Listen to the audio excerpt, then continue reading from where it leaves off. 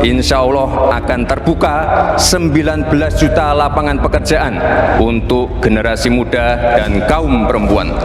5 juta diantaranya adalah green jobs.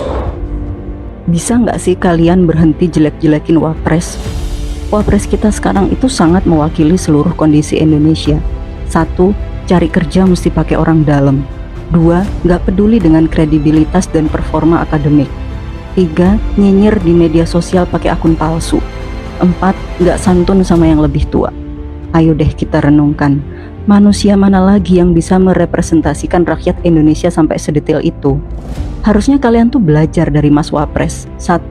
Gimana sih caranya dari jualan martabak bisa jadi wali kota?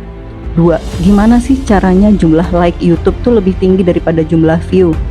3. Gimana sih caranya mengakali konstitusi demi kepentingan pribadi? Dan yang keempat, gimana sih caranya punya bapak yang speknya itu nabi? Bisa dipahami nggak? Gibran Rakabuming Raka menyampaikan Indonesia akan mengalami bonus demografi pada 2045 mendatang. Menurut Gibran, hal tersebut merupakan kabar gembira bagi rakyat Indonesia. Untuk itu perlu mempersiapkannya mulai sekarang. Namun Rocky Gerung mengkritik pernyataan wakil presiden tersebut karena menurutnya ia tidak dapat memahami makna istilah dari bonus demografi. Ya, punya pengetahuan, coba belajar sedikit lah Economic 101, Public Policy 101, apalagi Logic, supaya nggak bicara sesuatu yang ya keluh kesah kayak surat pembaca itu, baca surat pembaca itu. Kan ini memperlihatkan, ini tim ini kan harusnya brief Gibran itu. Bayangkan Gibran, wakil presiden, bicara, selalu bicara netizen bully dia, nggak bisa dijawab. Kenapa? Gugup baca teletext, baca prompter pun terbata-bata gitu. Artinya konsepnya nggak ada di kepala. Kalau konsep ada di kepala, pakai fasilitas apapun itu akan lancar aja bicara itu. Artinya ini dipaksa, itu saya bilang tadi, sayang sekali Pak Wapres ini dipaksa untuk naik kelas yang nggak dia mampu itu. Disuruh ngomong, lama-lama disuruh ngomong human security, disuruh ngomong environment ethics, macam-macam yang akhirnya bolong itu. Kasihan tuh. Jadi saya juga mau membantu kalian backup betul-betul Pak Gibran itu dengan cara berpikir.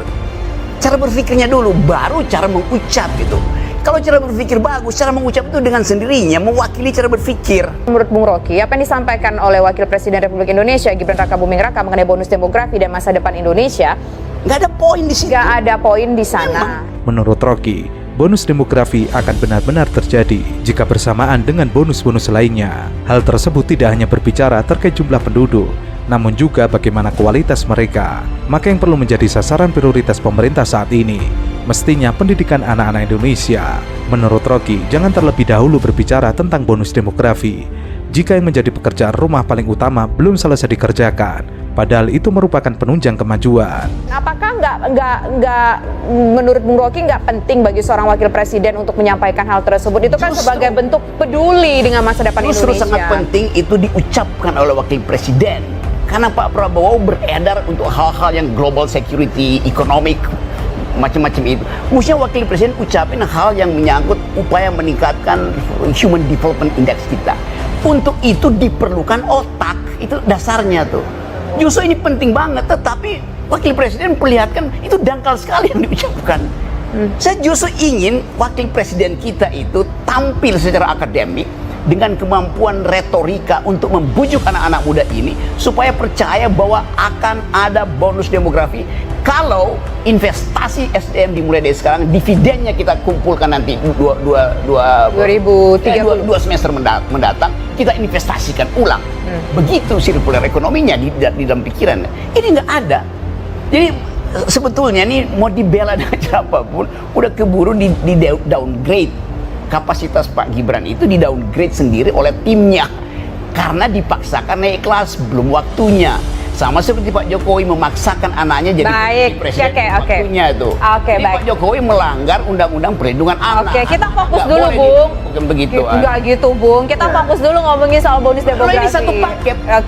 Bonus demografi harus dihasilkan pertama-tama oleh otak wakil presiden. Menurut Rocky, tidak heran jika Gibran tidak memahami istilah semacam itu karena yang disampaikan tidak keluar dari pikirannya sendiri. Hal tersebut terlihat saat Gibran berbicara di depan kamera. Tatapannya terlihat kosong. Jika memang disampaikan tersebut telah terkonsep di dalam kepalanya, maka dengan segala teknik apapun bisa ditaklukkan.